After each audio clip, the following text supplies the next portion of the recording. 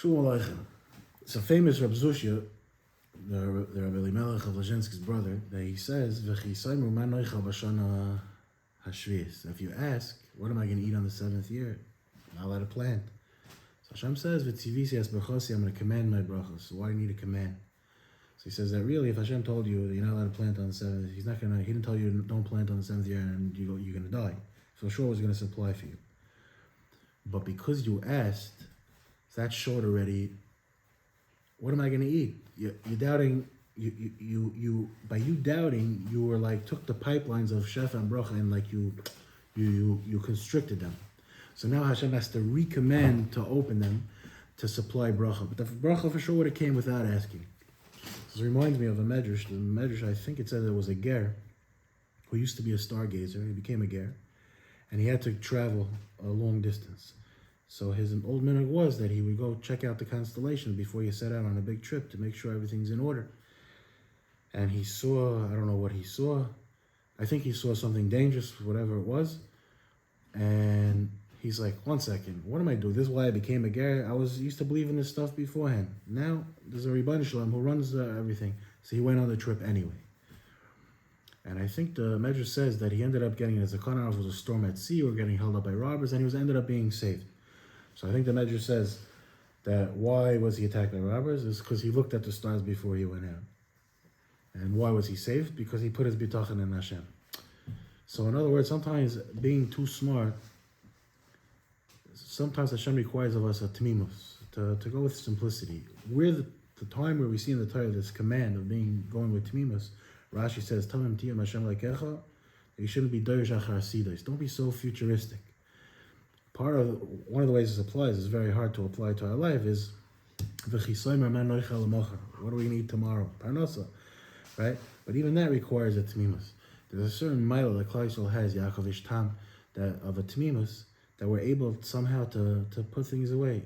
You to buy kosher, to put your kids through to tuition for school. I'm saying when we start worrying about parnasa, it's all after we cheshbon, after you say that's a given that you're gonna send it.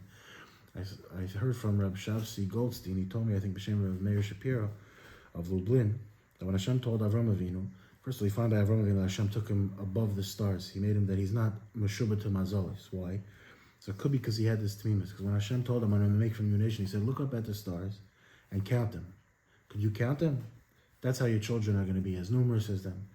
So the Sfarim say, why did he have to tell him to count the stars? He could have said, look up, can you count the stars? No, that's how much your children will be. So the answer is that when he told Aram, come out and count the stars, Aram started counting 1, 2, 3. Hashem stopped him and said, can you count the stars?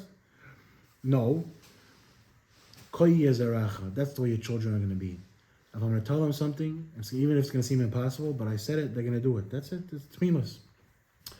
So I saw from the Yatzev Avram, he says a very interesting thing. In the Klolos, one of the klolos is chas v'shalom. It says "Ufakadti aleichem behola." Hashem says, "I'm gonna put on them behola." Behola, I don't know how we translate it. Panic. Rashi, the next second pasuk in Zion, he says "Zum makas moison." It's not clear exactly what that is, but it sounds like something that most people die from, and that's why when anyone gets afflicted with the beginning symptoms of it, they start panicking. So the Yatzev Avram says moison is Rosh Tevis v'chisoimu man noichal. The behola, the big panic that gets everyone up in a frenzy, that could try to ruin somebody's tmimus, is this question: What am I going to eat tomorrow? I think there's a Gemara at the end of Saita that says, if someone has food for today, he says, what are we going to eat tomorrow? Is he hareza mektane amona? He's considered lacking in emuna. That's what one of the farms say, that people say that he's lacking in the Pashup Pshat in the Gemara is he's lacking in emuna because he's worried about tomorrow.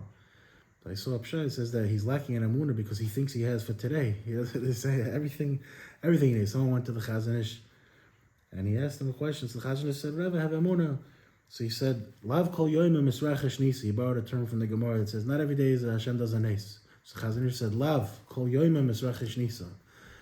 No, every day there's a nes. That's the way it is. And it happens to be, Stam, when we're talking about nisim and the Chazon Ish, I saw a Moedik pshat. There's a machlekes whether we know Shemitah B'zman Hazeh is the Rabbanon. So now the Shaila was when they were going to reinstitute, when Klal Yisrael was coming back to Eretz Yisrael in the 40s, to keep Shemitah, but they want to know, do they have the bracha? It was like Pekuach Nefesh. Are they going to have this bracha if they keep Shemitah, that they're going to have supply for 3 years? So there was a very big tumult of all the Gedolim, is that if Shemitah B'zman Hazeh D'Rabbanan, maybe you don't have the promise of the Torah, that you're going to have bracha for 3 years. And they all brought the Sma. There's a Sma, I think in Choshen Mishpat, who paskins that B'zman Hazeh, when it's D'Rabbanan, you don't have the bracha of the Torah. But now Lamaisa, every day, every Shemitah year, there's stories coming out from Kaimamias. There was a famous one, whatever, and there was locusts. They attacked everyone that didn't eat. They didn't touch the fields of the people that did keep Shemitah. So Rabbi Aryeh Siegel says, how could this be? Where are all these nisim coming from? Obviously, this bracha, even if it's D'Rabbanan. So Rabbi Aryeh Siegel says, yeah, because if you look in the Chazon Ish and Hilchos Shvius, he argues on the Sma. It's from the koyach of the psak of the Chazon Ish, who paskins that the bracha applies even if Shemitah is D'Rabbanan. That's where the bracha is coming from. That Hashem is mekayim with the words of the Chachamim. And like it says so many times in Parashat Behar-Bechukotai, levetach means bitachon, and it means security. A person feels secure when he's in Hashem's arms. Shabbos.